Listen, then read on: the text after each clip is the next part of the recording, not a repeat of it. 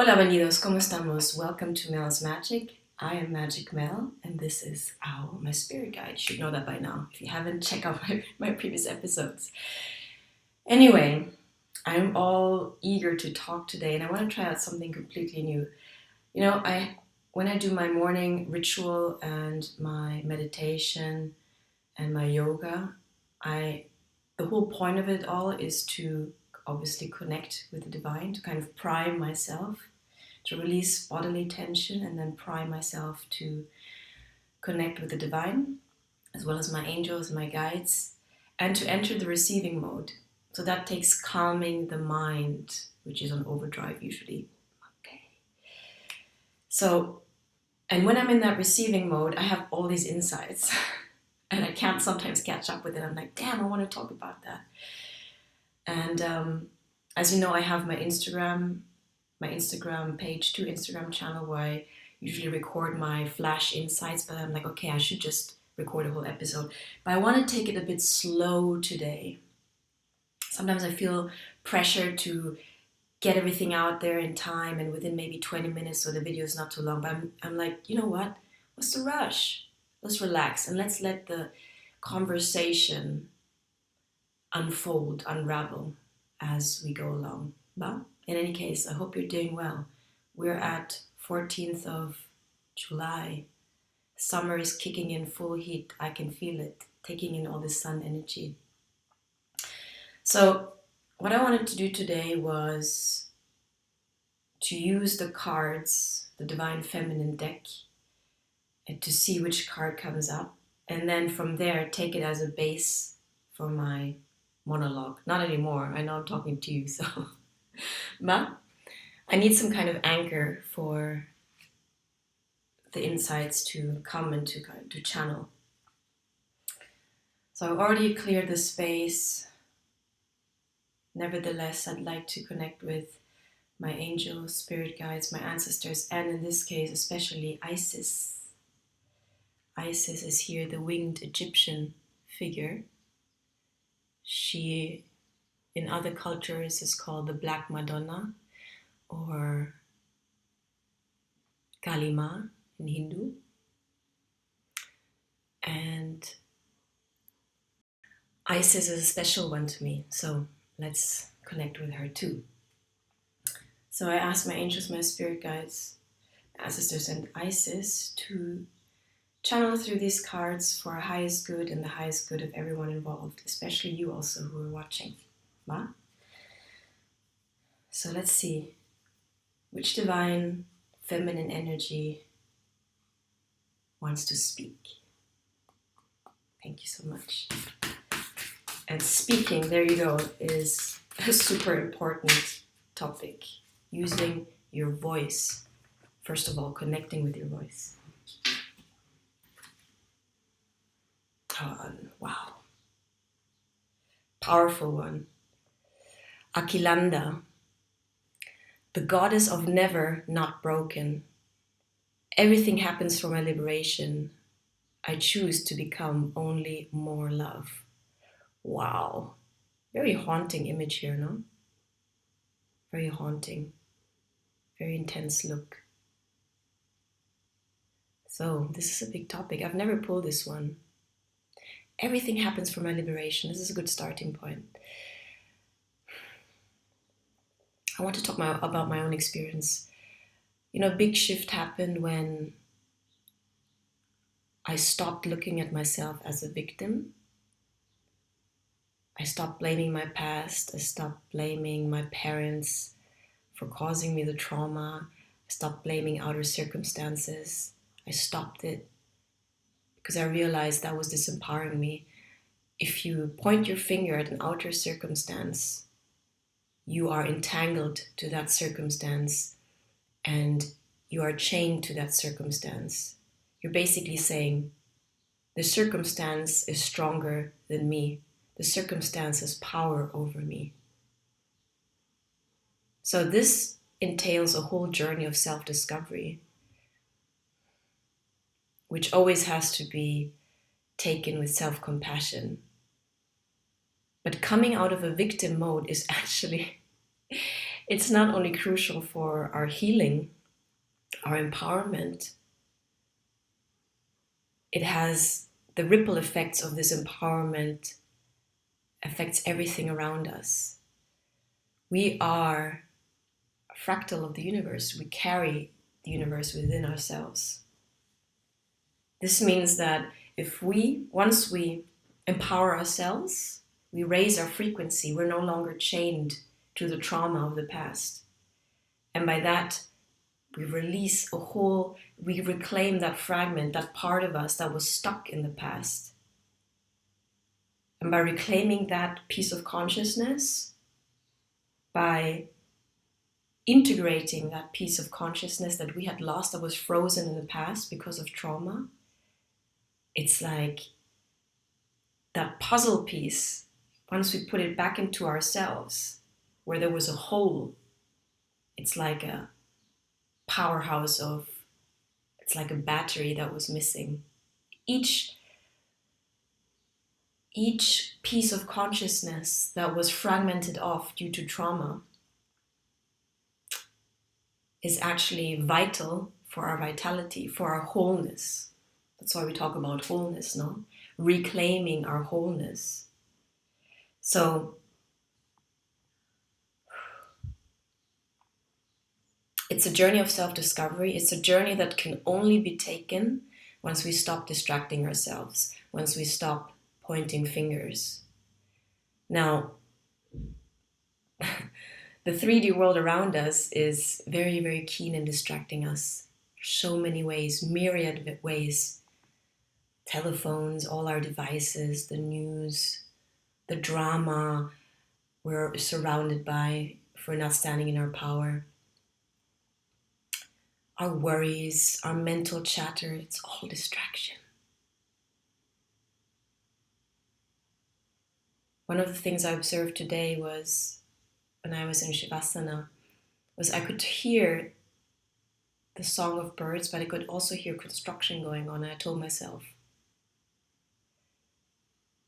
focus on the birds. You can choose what you focus on. You can tune out of the man-made noise. That's a powerful choice to make, because it's easy to get stuck or to put our intention on that which drains us, that which is trying to distract us. But we always have a choice. We choose how to see our past. We choose how to see our trauma. I've come to realize that actually it is thanks to my trauma that I am where I am. It's thanks to my trauma that I was able to unravel and uncover the treasures that were buried underneath the pain, the anger, the disillusionment, the disenchantment, the jadedness. We are the authors of our own lives.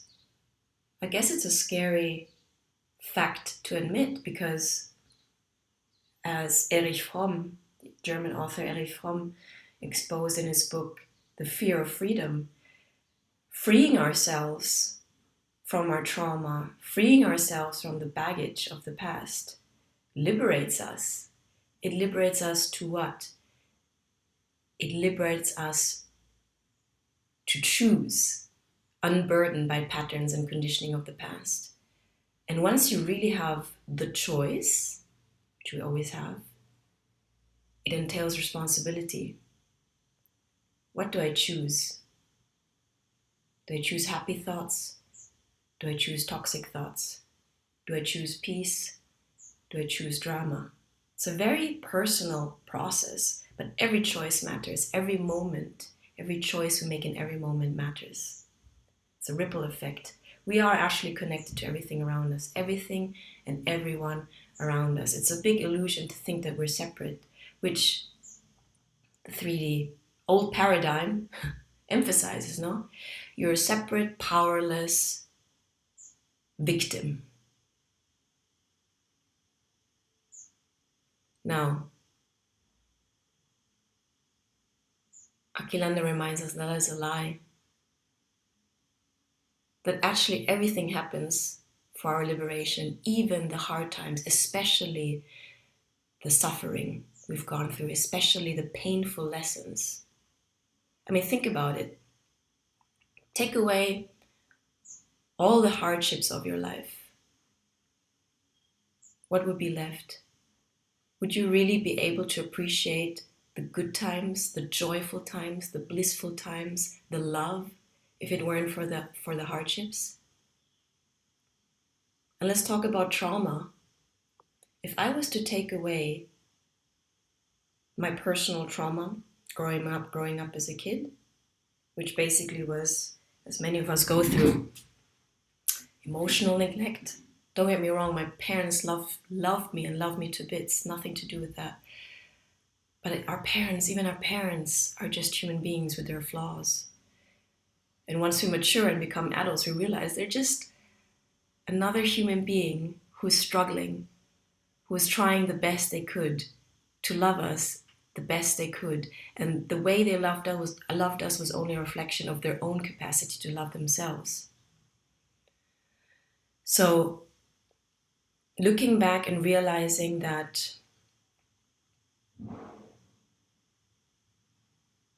a lot of my ways of acting, a lot of your ways of acting were conditioned upon this very primal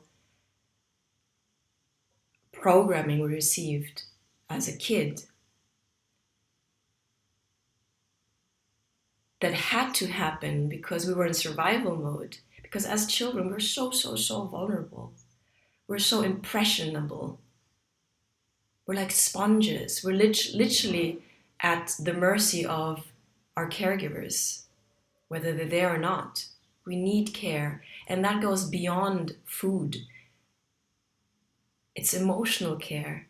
It's being seen with all our emotions, being reflected in the other so that we can actually learn how to process them. If that wasn't there, then hey, there was neglect. And I feel it's the emotional neglect that goes unseen. The whole definition of trauma needs to be deconstructed. It's, yes, there's trauma, that everything goes on a sliding scale. There's the obvious physical abuse, the sexual abuse, and I'm not here to diminish any of that. I'm just sharing my point of view. But on the other end, there's huge emotional neglect, not being seen for who you are, not having your emotional needs met as a child. That has huge impact on us. But because it's so subtle and doesn't perhaps cause physical bruises, it doesn't mean there's not emotional wounding, core wounding that took place. And that will impact us, the way we see the world, the way we engage with the world. So understanding that trauma is very subtle, that every one of us has been struck in some way or form by trauma, that's a given. But that it's actually okay, that our coping mechanisms we develop to handle that neglect and to handle our vision of our parents. Our parents are like gods when we're small because we depend on them. So when we don't get our needs met, our brains are not able to see the fault in our parents because we depend on them. So we just see the fault in ourselves. We start telling ourselves, oh, something is wrong with me. Why am I feeling like that? Why can't I make mom and dad happy? Why, no matter how hard I try, they're still unhappy? Something must be wrong with me. In my experience, that was at the root of my perfectionism. I was a straight A student all the time. I was the good girl, I was the nice girl, I was the perfect girl, I was the sweet girl, because I didn't want to cause any more trouble. There was enough toxicity around me that I tried to navigate by being the peacemaker, by being the ambassador, by being the ear for my parents to navigate the conversation, the communication between them. That's not up to a child to do. It's not a child's responsibility. So there was huge entanglement that caused a huge void in me, a lack of self-esteem, a lack of self-trust, a drive, an insatiable drive to prove my worth. Because when I was able to prove my worth with my grades or whatever achievement, I got the attention. I saw my parents' faces light up. I saw a glimpse of happiness in them. So I kept on doing that. And it continued way beyond childhood. It reflected in my love relationships, reflected in my friendships. There was this constant emptiness and anxiety gnawing at my sense of self, which was fragile. So fragile. Almost non-existent.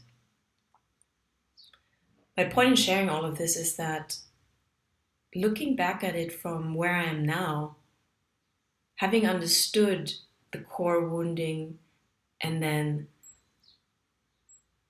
my own self-defense mechanisms that ensued from that core wounding, and understanding the kind of person I became, and understanding how that void I was trying to escape and that could not be filled, whether be it by achievements, nor by lovers, nor by anything external, but my own reckoning, my own homecoming, understanding that it took a huge breakdown 2 years ago to really slow me down and bring me back where it all started, here in my childhood home.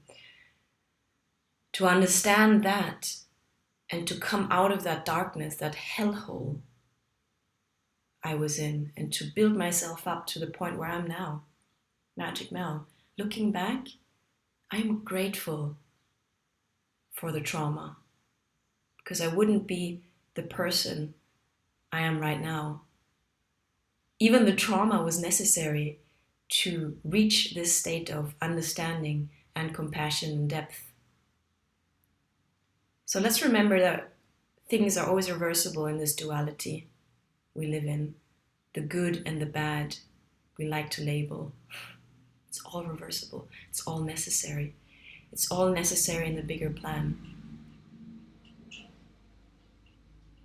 And let's come to believe that even our soul chose all of these conditions, chose our parents, chose every step of the outer conditions so that we would be able to discover ourselves, to get to know our true power, our true essence, which lied beneath all of the hardship, all of the darkness, all of the pain, all of the repressed emotions.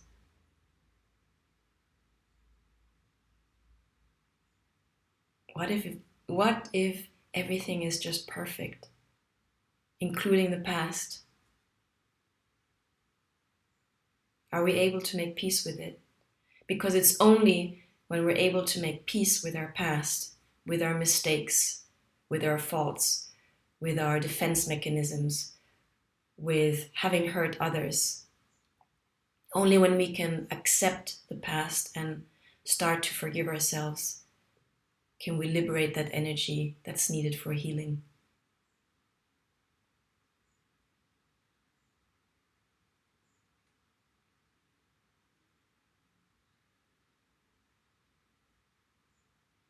I choose to become only more love. Now, the journey back towards wholeness requires choice. As I said, as I started, it requires us to stop being in victim mode, to literally look at us in the mirror as the creator of our own reality, to assume responsibility and accountability for everything that has happened. Are you able to do that? Or do you choose to be stuck in the past, chained to the past?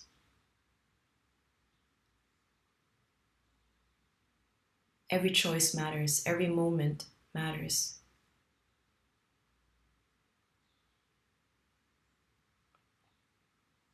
To come home to love matters. Healing and coming back home is the zeitgeist of our times. It's what we're called to do, this choice. Do you choose to heal or do you choose to stay a victim?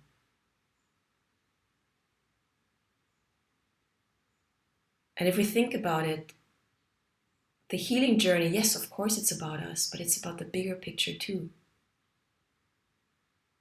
It's only a person who comes from love who can treat others with love.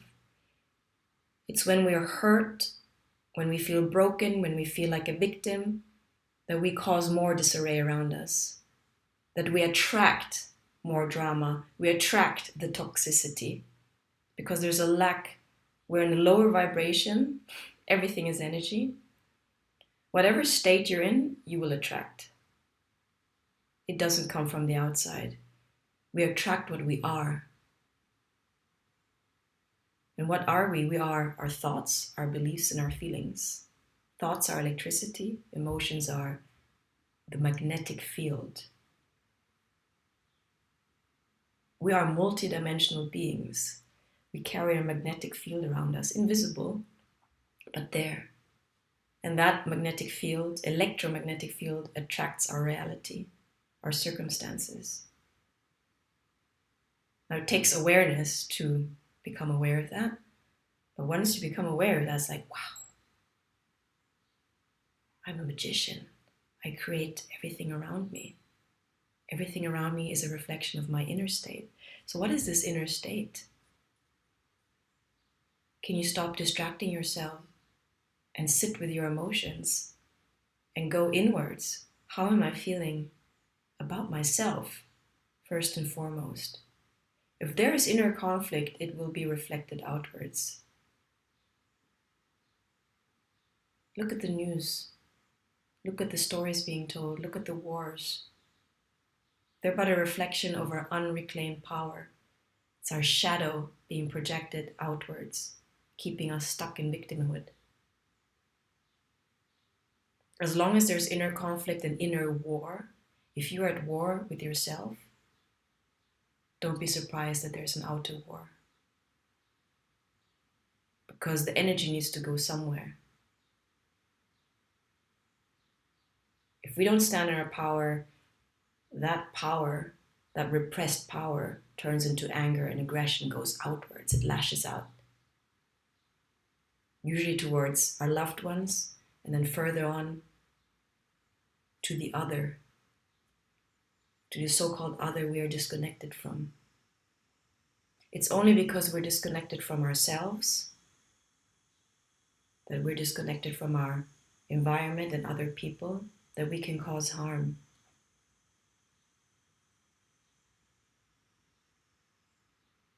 The healing journey is important because as we heal, we raise our vibration, we become whole, we reclaim our shadow being those aspects that we have denied and rejected into the subconscious. The shadow also carries a lot of power. It's not all bad, it's powerful. If you deny or reject your own power, we passively give that power to some savior out there, to the government, to the next president, to the health system, to the doctor. Someone out there is going to save you. No. The truth is, nobody's going to come to save you. That's something you have to do for yourself. It's between you and you.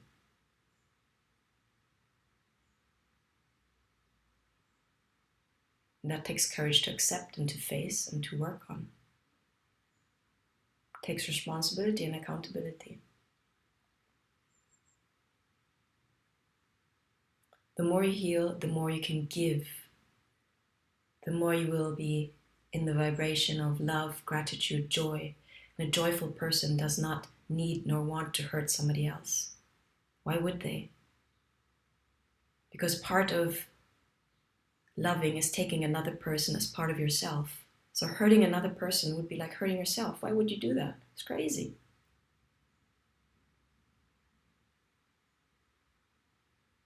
So coming out of victim mode means the opposite spectrum is empowering ourselves, means taking responsibility, means also letting go, being in a creative state, no longer being in this anxiety-driven survival mode that's basically just running down your nervous system, your biological internal harmony, eats up your neurons, disempowers you, makes you sick. I'm speaking of firsthand experience here. I was so sick. I was unwell in the truest sense of the word. The craziest thing of it all is I was used to it. I thought that state was normal. I had no control over my thoughts. I was overcome and overwhelmed by negative, toxic, fear-based thoughts that ate away at my sense of confidence, which was close to zero, at my positive outlook, at my wider perspective. It was tunnel vision. It was the amygdala, our most primitive part of the brain, on overdrive. I was feeding the amygdala. I was not allowing the prefrontal cortex, hippocampus, to develop, to access that part which is at the threshold of evolution, that part of our brain. We carry the reptilian brain within us. That's when, instinct or when fear takes over. We don't have time to make a logic decision, a conscious decision. We just react right there and then. And sometimes, it served us well in prehistoric times, though, when there's like a freaking mammoth running after us.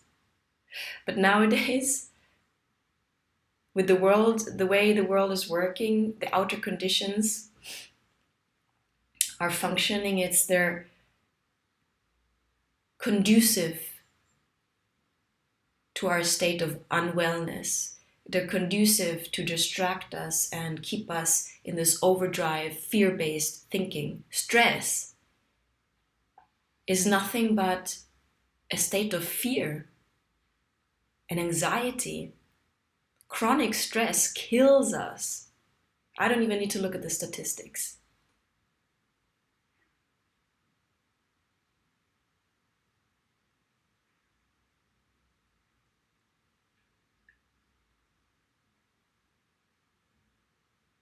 This is a huge topic, just this one card. I could talk for hours here. I choose to become only more love. I mean, first off, let's define things. Even what is love? It's not the fairy tale driven romantic segment of love. I'm not being cynical. I believe in romantic love. I believe in soulmates. I believe in relationships and the value of them. I'm talking about love that is based in compassion, self-compassion, forgiveness, patience, perseverance, courage. I'm talking about the kind of love that is rooted in the Sacred Heart and that requires all of our being to come alive and to act from that core space, which is love, which is actually our source. We come from love.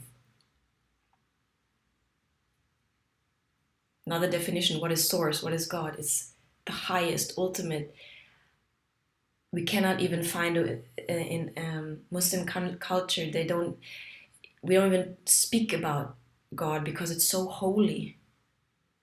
It's beyond images, beyond words. It's beyond our human realm. But it's love, it's the ultimate love. That's our home, that's where we come from.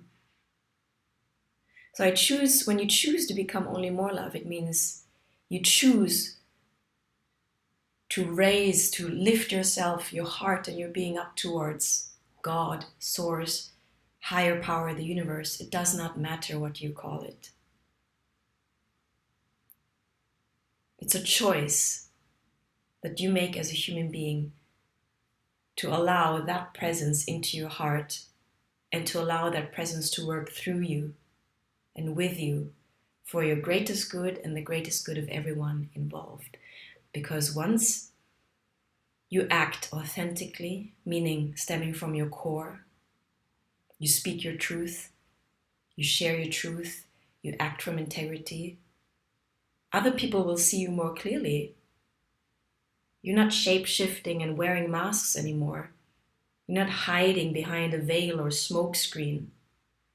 People see you more clearly and can love you better also. You actually, by speaking your truth and coming from love, you create more clarity for yourself and for the world around you. So many lies around us, so many lies within us, so many lies we tell ourselves to protect ourselves. Because maybe we resist change, we're scared, and even that is okay. I understand, I've been there. I lived half of my life in resistance, scared, in fear, resisting against life, resisting against responsibility, resisting to trust myself. I've been there.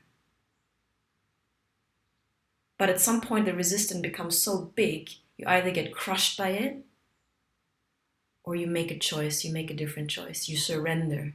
You say, like Life of Pi, the dude on the ship, on that boat, he's like, there was one point where he was calling out to the ocean, to God, why? What do you want from me? Sometimes the universe has to squeeze us so tight that we can do nothing but surrender. We're at the end of our wits. Ego death is required to surrender to a higher power that only wants the best for us, that only wants to give us all of the abundance and all of the love and all the prosperity we're constantly seeking outside. But we can't bring into our reality because we're resisting, we're in the wrong vibration, we're not in the frequency of love.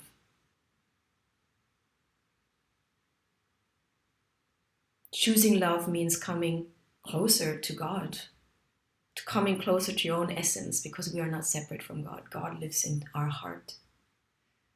God is something we connect with through our heart that goes beyond words, beyond the conceptual mind, beyond the academics. It's something you feel. It's an experience.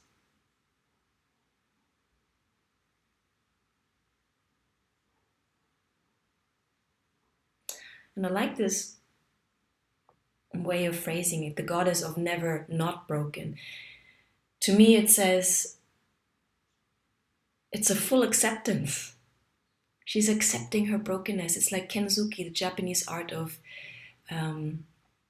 sealing back together broken ceramics with gold. It's not hiding the brokenness. That never was actually brokenness. It was fragmentation that occurred so that you would become empowered enough and reclaim those fragments.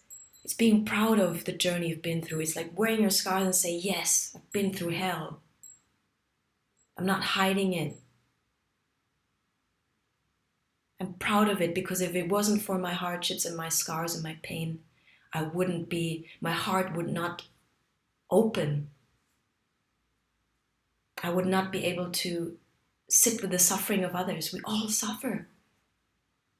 We all experience pain. The question is,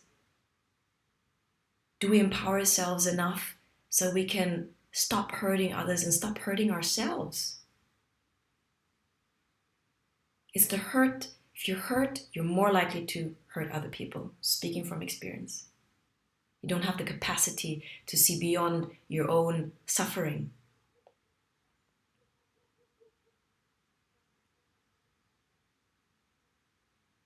Claim, embrace your own journey, embrace your broken parts, mend them back together with the goal of your own self-love. Nobody can do it for you. Open up to the divine.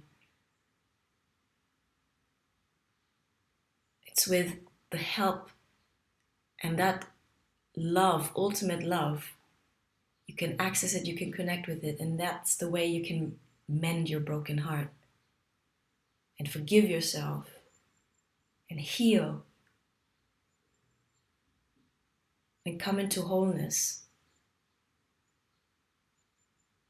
We need to choose this path of healing and wholeness. There's no way around it. This is the time, right here, right now. Can we please stop fretting about the future and just sit in the present moment? with ourselves and all of our emotions and stop judging them and learn how to process them and release them to feel lighter. And then look around you at the majestic beauty and awesomeness and the miracles that surround you.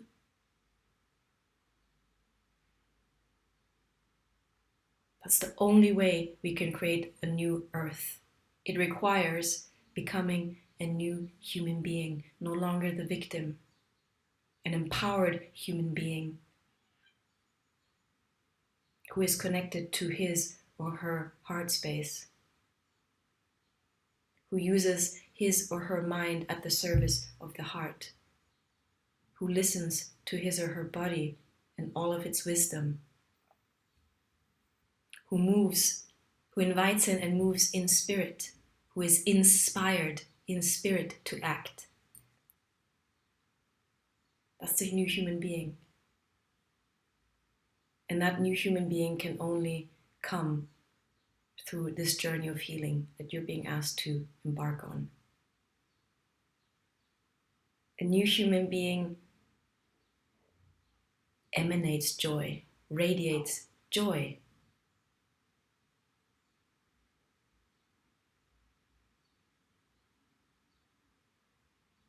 Sounds radical, no? But radical, that etymology is going back to the roots. So being radical perhaps doesn't mean that we need to go in there and fight a war against this and fight and save and fight and pour all our energy into that. Perhaps being radical means doing completely the opposite, is nurturing and creating and pouring all of our energy into creating the new. Using our intuition and the trust in ourselves and the divine plan to do things differently, completely, radically differently, to going back to the root of our being, which is love. Love, collaboration, joy. Those are the frequency of the radical new human being.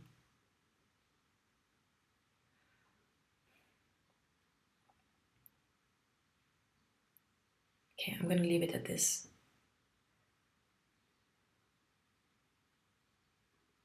These goddesses, these frequencies, they're not just, they are alive. So if I pull this card, Akilanda, I pulled it for a reason. You don't have to do things on your own.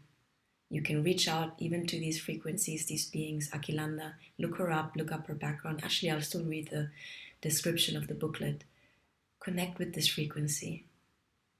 We have helpers all around us, invisible, that are there to guide us and help us on this journey. And we also have each other. The more we connect with ourselves, the more we're able to connect to other human beings and work together. It's my stomach. Talking about anchoring in the present moment. Yes, I'll feed you in a minute. I talk to my body. So, let's look at the booklet, Male, Akilanda.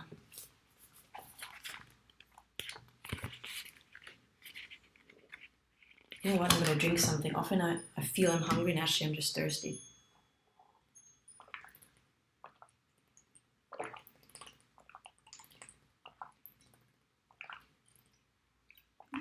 You know, most of us adults, we're severely dehydrated, so I make it a point to hydrate as much as possible. We're 70% water. Our intuition works better when we're hydrated. That's another tip. Vale, vamos a ver la Aquilanda. 96, 9 plus 6, 15. Together, 6, good number. I work in multiples of 3. I love numerology. Aquilanda, 96. A ver. Ready? Aquilanda, the goddess of never not broken. Everything happens for my liberation. I choose to become only more love. Who she is. Akilanda represents the essence of the phoenix who rises from the ashes. She's the indestructible energy that embraces change rather than resist it. She knows that everything is conspiring to transform her into only more love and light. Akilanda is an elusive goddess from Hindu mythology. Her full name is Akilandeshvari, excuse my pronunciation. Ishvari in Sanskrit means female power or goddess, and Akilanda means never not broken. So she is the goddess of never not broken. She can never be broken because she always is. She's the embodiment of what we try to avoid, the dissolution of our ego's identity. Remember, I told you that a certain ego death is required for us to break with our old self and create a new self, the new human being. Her power is unparalleled. She radiates the potent light and joy that's the goal of change, transformation, or pain. There's very little written about her. She's meant to be known through experience. Didn't I tell you? She's an intimate, interior goddess that we meet when we are in the darkest moments of grief and heartbreak. Guys, I told you, even the pain is necessary. It's when our heart is being broken wide open that we surrender. We're most likely to surrender, that we get out of our heads.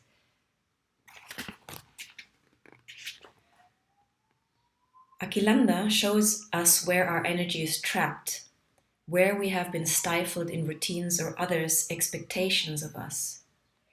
And she whispers the liberation we will experience once we let ourselves break open and allow the new expression of ourselves to come blazing through.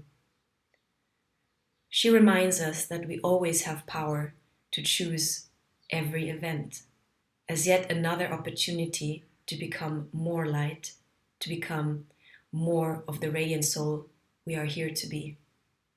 Remember, guys, that we are the light. There's no questioning, no pain, no suffering, no trauma, none of our mistakes, none of our sins can ever take away our essence, which is the light. That light is simply obfuscated and smeared over by our own conditioning, our own layers, our own ego layers that separate us from that core. All right. When your soul selects her card, many of us exert tremendous energy in the effort to not break or fall apart.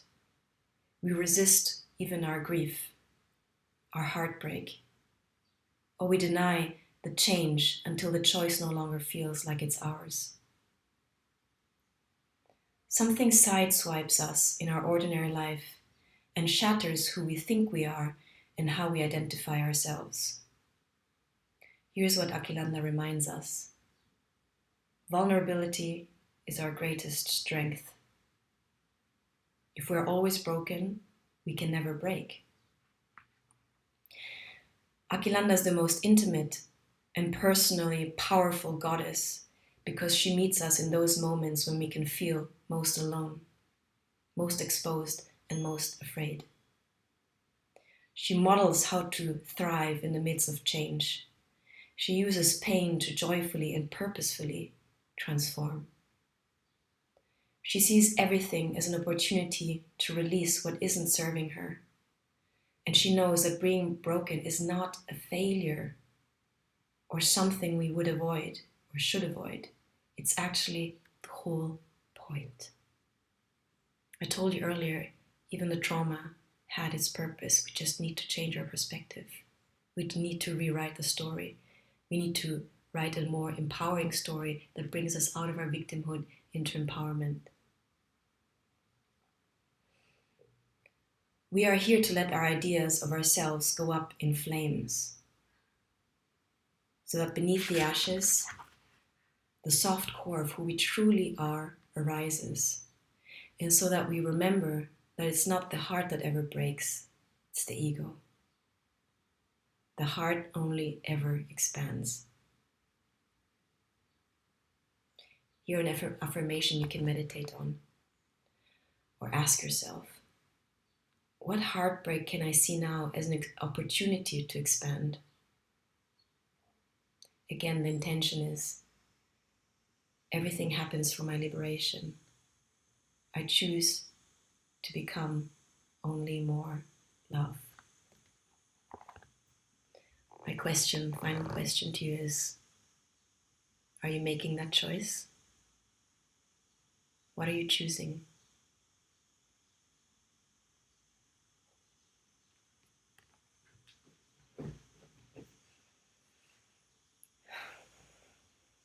I'm Magic Mel. My channel is called Mel's Magic. If you enjoy my videos, do please hit the like button. It really helps my channel to grow. Subscribe and look back at seasons 1, 2, and 3. There's plenty of videos there. They're timeless in their message. You might resonate with one of the messages, so do check them out. And also please share my videos with friends and family if you feel like it. Okay? And last but not least, if you feel like making a donation, I have my PayPal link in the descriptions box below this video. I have enjoyed this time with you. I hope you have too.